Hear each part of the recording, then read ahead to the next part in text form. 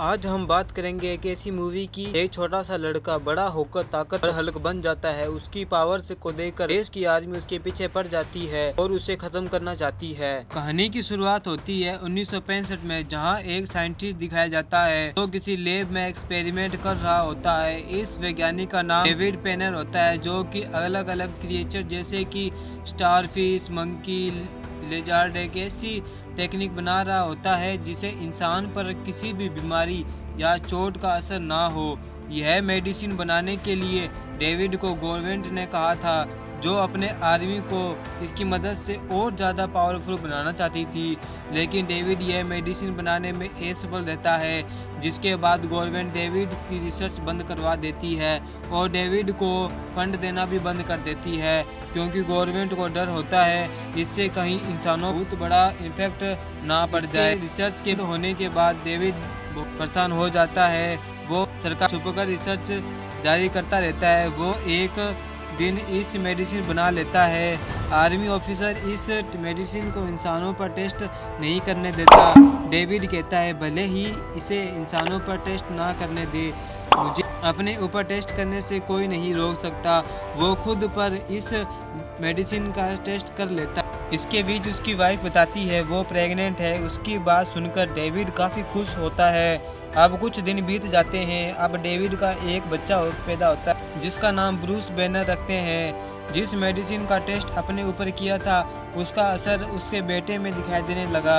यह सब देखकर डेविड परेशान हो जाता है। उसका एंटीडोट ढूंढने लगता है। उसके खुद को नहीं पता था जिस मेडिसिन का टेस्ट किया है उसका क्या। यह सोचकर और भी ज़्यादा परेशान हो जाता है, क्योंकि उसके बेटे में ही उसका डीएनए है, जिससे उसके बेटे पर भी उस मेडिसिन का असर हो रहा है। डेविड किसी भी तरह इसको हल ढूंढना चाहता था। वही दूसरी ओर ब्रूस बाकी बच्चों से बिल्कुल अलग था। उसे चोट लगने पर दर्द ही नहीं होता, यहाँ तक उसको कोई बीमारी भी। सीन चेंज होता है। हमें दिखाया जाता है गवर्नमेंट ने इस रिसर्च को बंद कर बावजूद भी डेविड ये रिसर्च कर रहा होता है, जिसे एक गवर्नमेंट ऑफिसर काफ़ी डांटता है। उसे तुरंत ही बंद करने को कहता है। डेविड इससे गुस्से हो जाता है और जिस लैब में काम करता है गामा किरणों को फैला देता है। वहाँ मौजूद सभी लोगों को भागना पड़ता है। अब डेविड उसकी अपनी पत्नी के साथ झगड़ा होता है। ब्रूस यह सभी देख रहा होता है, पर वो बहुत छोटा होता है, उसे कुछ समझ नहीं आता। अब सीन चेंज होकर अब ब्रूस बड़ा हो जाता है।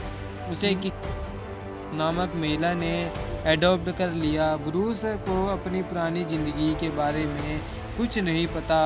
उसे इतना पता था बचपन में उसके माता पिता मर चुके थे, जिसके बाद अमस केस्ट्यूर ने उसे एडॉप्ट कर लिया। तब वैसे वही उसकी माँ है। ब्रूस अपने पिता की तरह एक वैज्ञानिक है, जो कि लैब में गामा किरणों पर रिसर्च कर रहा होता है। लैब में उसके साथ एक लड़की भी काम करती है जिसका नाम रोज है। दोनों एक ही प्रोजेक्ट पर काम कर रहे होते हैं। लेवल की गामा किरणों से कैंसर इलाज ढूंढ रहे होते हैं, ताकि जिससे पीड़ित लोगों को कहीं हद तक ये अपना प्रोजेक्ट में सफल हो चुके थे। इस प्रोजेक्ट में काम करते करते यह एक दूसरे को बहुत पसंद करने लगते हैं। इसके बीच इनकी एक आर्मी ऑफिसर आता है। तुम जिस प्रोजेक्ट पर काम कर रहे हो यह सिर्फ आर्मी के लिए करो। वो दोनों मना कर देते हैं। इसका फ़ायदा पूरा दुनिया। वो आर्मी ऑफिसर इन दोनों को चेतावनी देकर चला जाता है। अब हमें इस लैब में एक अजीब इंसान दिखाया जाता है। वो चुपके से ब्रूस का एक बाल चुरा कर चला जाता है, जो असल में ब्रूस के फादर होते हैं, डेविड होते हैं, जो कि ब्रूस के बाल से डीएनए पता लगाना चाहते हैं। अब सीन चेंज होता है। ब्रूस और रोज जिस लैब में काम करते हैं वहाँ का गामा किरणें की मशीन ख़राब हो जाती है, जिसकी वजह से ब्रूस इसे ठीक करने जाता है। मशीन से निकली किरणें उसके ऊपर गिर जाती है। अब हम देखते हैं ब्रूस एक बेड पर बैठा हुआ है। उसे अभी अभी होश आया है। किरणें उसके ऊपर गिरने से वह बेहोश हो जाता है। उसे तुरंत ही हॉस्पिटल ले जाया गया, लेकिन अब वो होश में आ चुका है। रोज ब्रूस को देखकर कहती है, वो रेडिएशन बहुत खतरनाक थी, जिसके संपर्क में आने से इंसान की मौत हो जाती है। तुम्हें कुछ नहीं हुआ। ब्रूस कहता है, मुझे तो दर्द भी नहीं हो रहा। रोज यह बात सुनकर हैरान हो जाती है। ब्रूस कहता है, इन बातों को छोड़ो, मुझे बहुत अजीब महसूस हो रहा है। अब रात हो जाती है। ब्रूस के पास उसके फादर यानी कि डेविड आते हैं। वो ब्रूस को बताते हैं, मैं तुम्हारा फादर हूँ। ब्रूस उसकी बात नहीं मानता, कहता है, मेरे माता पिता बचपन में ही ख़त्म हो चुके थे। डेविड कहता है, तुम्हें झूठ बताया गया है। तुम जिससे प्यार करते हैं वो उस आर्मी जनरल की बेटी है जिसने मेरी रिसर्च को बंद करवाया था। डेविड कहता है, जिस चीज़ पर तुम रिसर्च कर रहे हो वो तुम्हारे अंदर मौजूद है, तुम्हें कहीं जाने की ज़रूरत नहीं है। ब्रूस कहता है, मैं तुम्हारे बात पर कैसे यकीन करूं, जो कि तुम मुझसे बहुत सालों बाद मिलने आए हो। रोज मैं कई सालों से प्यार करती हूँ, हम रोज मिलते हैं। अब सीन ब्रूस लैब में आ जाता है, जहाँ उसके पिता डेविड की बात याद आने लगती है। डेविड के बारे में सोचकर उसे गुस्सा आने लगता है। उसके शरीर में बहुत सारे चेंजेस आने लगते हैं। वो देखते बहुत बड़ा हल्क बन जाता है। यह सब उसके फादर डेविड देख रहे होते हैं। डेविड को देखकर हल्क और भी ज़्यादा गुस्से में आ जाता है। वो पूरी लैब में तोड़ फोड़ करने लगता है। लैब को छत की तोड़कर बाहर निकल जाता है। अब सुबह हो जाती है। रोज ब्रूस से मिलने जाती है और कहती है, मुझे लैब में बहुत अजीब चीज़ देखने को मिली। वहाँ सब सामान, क्या यह सब तुमने किया? इससे ब्रूस कहता है, मैं कल लैब गया ही नहीं। मुझे बहुत अजीब ड्रीम आया जिससे मुझे लगा मैं एक पावरफुल इंसान बन चुका हूँ। मुझे एक बूढ़ा आदमी मिला जो मुझे अपने आप को फादर बता रहा था। बूढ़ा आदमी वही था जो लैब में सफाई करता है। यह बात सुनकर वो दोनों बात ही कर रहे होते हैं। रोज के फादर आर्मी जनरल वहां आ जाते हैं। रोज से कहते हैं, तुम बाहर गाड़ी में जाकर बैठे जाओ, ब्रूस से मुझे कुछ ज़रूरी बात करनी है। यह आर्मी जानता था ब्रूस डेविड का ही बेटा है। वो डेविड को अधूरा काम पूरा कर रहा है। आर्मी जनरल ब्रूस से वही सवाल पूछता है, क्या कल लैब में गए थे? ब्रूस कहता है, मैं कल लैब गया ही नहीं। जनरल कहता है, तुम झूठ बोल रहे हो, लैब में तुम्हारे आइडेंटिटी कार्ड मिले हैं। इसे ब्रूस कोई उत्तर नहीं देता। आर्मी जनरल भी बाहर अपनी बेटी के पास कहता है, यह तुम्हारा दोस्त ब्रूस कोई खतरनाक काम कर रहा है जिससे देश को खतरा है। मैं इसको पर्दाफाश करके ही रहूँगा, इसलिए मैंने उसे नज़रबंद कर दिया। आर्मी जनरल यह भी कहता है, वो आदमी ब्रूस से तुम दूर ही रहो। इसके बाद रोज कार स्टार्ट करती है। डेविड उसके पिता का पता लगाकर उसके घर चली जाती है। डेविड के पास पहुंचकर रोज उनसे पूछती है, तुम्हारे बेटे में ऐसा क्या खास बात है? आर्मी उसके पीछे पड़ी हुई है। इससे डेविड उसको बताता है, तुम यह सब जानकर मेरे बेटे की मदद करना चाहती हो? रोज कहती है, मेरे पिता आर्मी जनरल है, उनका मानना है ब्रूस कोई ऐसा काम कर रहा है जिससे देश को खतरा है।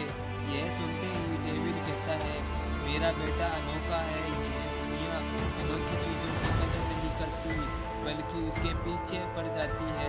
डेविड कहता है, अब बहुत देर हो चुकी है, मैं अब उसकी मदद नहीं कर सकता। वैसे भी अब वो मुझे अपना पिता नहीं मानता, मैं फिर मदद क्यों करूं? डेविड कहता है, अब आप यहाँ से जा सकती हो। उसके बाद रोज वहाँ से चली जाती है। सीन चेंज होता है। आर्मी जनरल ब्रूस से इन्वेस्टिगेशन कर रहा होता है।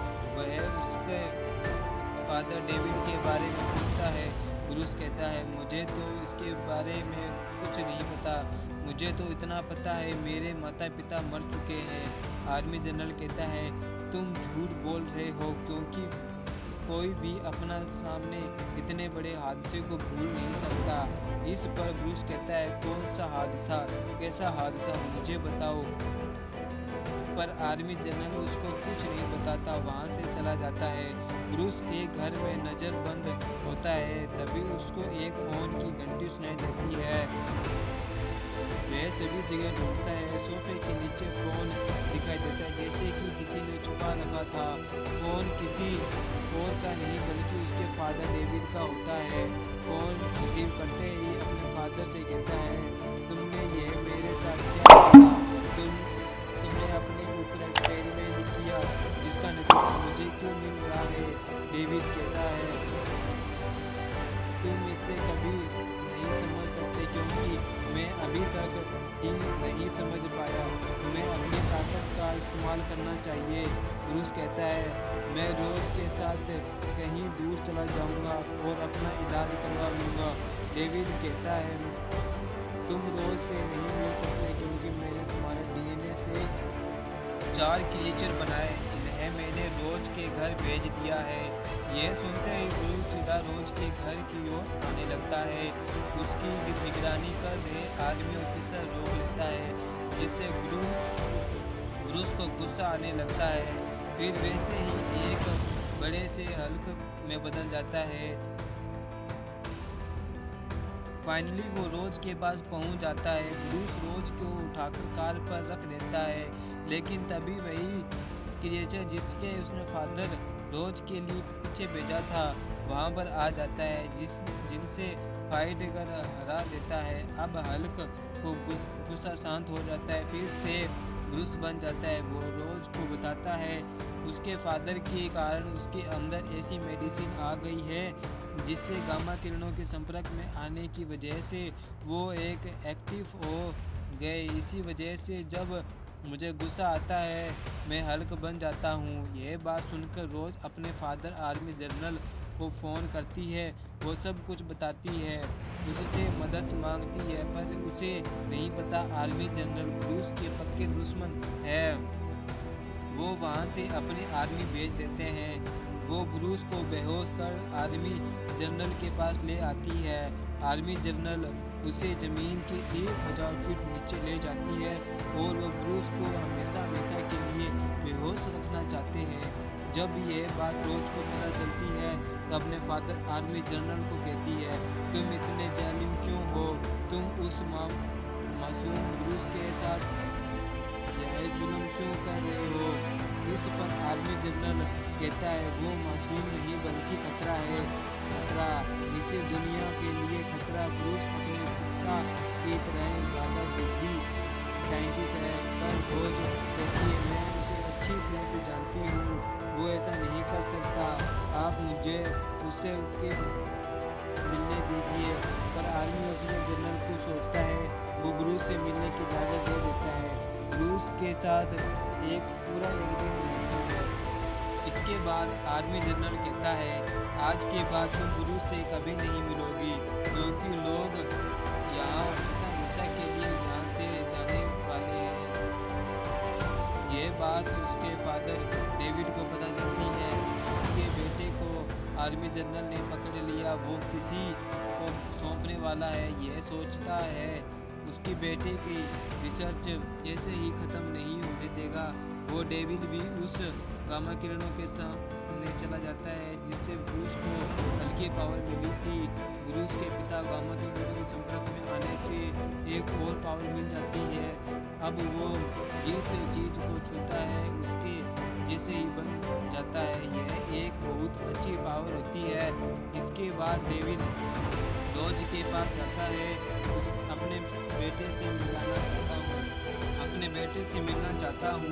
रोज कहती है, तुमने बहुत देर कर दी क्योंकि मेरे पिता आर्मी जनरल अपनी आर्मी के जरिए ले जाने वाले हैं। डेविड कहता है, वो तुम्हारे पिता हैं, तुम रोक सकते हो। रोज कहती है, नहीं मैं नहीं रोक सकती, तुम ऐसी बातें क्यों कर रही हो?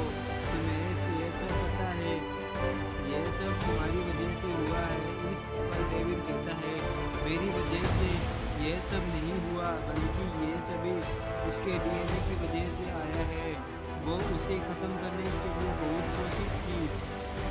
मेरी इससे कोई गलती नहीं है बल्कि इसमें गलती तुम्हारे पिता की है जिसने मेरी रिसर्च को बीच में रख दिया, वरना अब तक मैं इसका हल बना ही लेता। डेविड कहता है, हाँ मैं अपनी गलती मानता हूँ। हाँ, जब यह बात मुझे पता चली मेरा बेटा आगे चलकर दुनिया के लिए खतरा हो सकता है, मैंने उसे मारने की बहुत कोशिश की। एक बार मैं उसे मारने ही जा रहा था, लेकिन मेरी वाइफ ने मुझे रोक दिया। वो चाकू मेरी वाइफ को लग गया, जिससे उसकी मौत हो गई। हमें दिखाया जाता है अब ब्रूस पर बहुत टॉर्चर हो रहा है। उसे इलेक्ट्रिकल शॉक दे रहे हैं ताकि उसे गुस्सा आ जाए और वो हल्क बन जाए। उस हल्क से वो और हल्क बना सके, उनसे फ़ायदे के लिए कुछ काम करा सके। लेकिन ब्रूस ऐसा नहीं होने देता। वो अपने गुस्से पर कंट्रोल कर रखते हैं, अपने आप का गुस्सा नहीं। वो अपने गुस्से पर कंट्रोल करता है, अपने आप को गुस्सा नहीं दिलाता, बाकी वो लोग इसका गलत इस्तेमाल ना कर सके। लेकिन इतना तेज इलेक्ट्रिकल शॉक दिया जाता है, वो बेहोश हो जाता है। वो बेहोश होने के बाद कुछ पुरानी बातें याद आने लगती है। उसे याद आने लगती है कि किस तरह उसके फादर ने बचपन में ही उसे मारने की कोशिश की, इसकी वजह से उसकी जान चली गई। उसे गुस्सा आने लगता है, वो एक हल्क में बदल जाता है। हल्क बनने के बाद जिस शीशे की गिलास में बंद होता है उसे तोड़ देता है, बाहर निकल आता है। आर्मी वाले उस पर फायर कर बेहोश करने की कोशिश करते हैं, उस पर गोलियों का कोई भी असर नहीं हो रहा था। हल्क वहाँ से बाहर आ जाता है, रोड पर भागने लगता है। हल्क रेगिस्तान में पहुँच जाता है, पर आर्मी के लोग वहाँ पहुँचकर उससे पर गोलियाँ बरसाने शुरू कर देती है। इसके बीच कुछ टैंक गोलियां की बरसात करने लगते हैं। यह सब देखकर हल्क को गुस्सा आ जाता है और वो टैंक उठाकर फेंक देता है। अब हल्क आगे जाता है, वो कुछ पहाड़ों के पास पहुंच जाता है, लेकिन वहां पर कुछ आदमी के कुछ हेलीकॉप्टर उसके पहाड़ों के फंसा देते हैं और उस पर फायरिंग करने लगते हैं। वो हल्क कैसे भी वहां से निकल जाता है। हल्क के पीछे आर्मी के जहाज आने लगता है, पर हल्क उसके ऊपर कूद पड़ता है। जहाँ जहाज इतनी ऊंचाई पर चला जाता है, हल्क वहाँ से टिक नहीं पाता और सीधा समुद्र में गिर जाता है। समुद्र में गिरते ही आर्मी समुद्र में हल्क के ऊपर फायरिंग करने लगते हैं, पर हल्क वहाँ से निकलकर शहर में आ जाता है, जहाँ रोज भी कहती है, जिस आर्मी जनरल को रोज को उसके पास भेजा होता है, जिससे हल्क वापस नॉर्मल इंसान बन जाता है, ब्रूस में बदल जाता है। इसी बात का फ़ायदा आर्मी जनरल उठाता है, फिर से ब्रूस को पकड़ लेता है। जब रोज को उस बात का पता चलता है, काफ़ी परेशान होती है, क्योंकि उसके पिता ने उसके साथ चीटिंग की थी, जिसके वजह से रोज को अपने पिता से नफरत सी हो गई। सीन चेंज होता है, हमें ब्रूस के फादर दिखाए जाते हैं। वो आर्मी से कहती है, मुझे अपने बेटे से आखिरी बार मिलने दो, अगर आप मुझे बेटे से मिलने दोगे तो मेरे बेटे से मिलने दो तो मैं सरेंडर कर दूंगा, खुद को आप लोगों के हवाले कर दूंगा। आर्मी उसके पिता की बात मान लेते हैं, ब्रूस से मिलने देते हैं। यहाँ पर डेविड एक चाल चल रहा था, क्योंकि उनके पास भी पावर आ चुकी थी। वो अपने बेटे के लिए आर्मी से लड़ना चाहता था। ब्रूस से मिलने ही डेविड कुछ ऐसी बातें करते हैं जिससे उसे गुस्सा आ जाए और वो हल्क बन जाए। आर्मी ने ब्रूस को काफ़ी टॉर्चर किया था कि अब वो काफ़ी कमज़ोर हो चुका था, वो हल्क नहीं बन सकता था। यह सुनते ही डेविड पूरी शहर की बिजली अपने अंदर समा लेता है। वो बिजली को झटका ब्रूस को देता है, जिससे ब्रूस वापस हल्क बन जाता है, जिसके बाद वो दोनों आपस में लड़ने लगते हैं। डेविड अपने बेटे से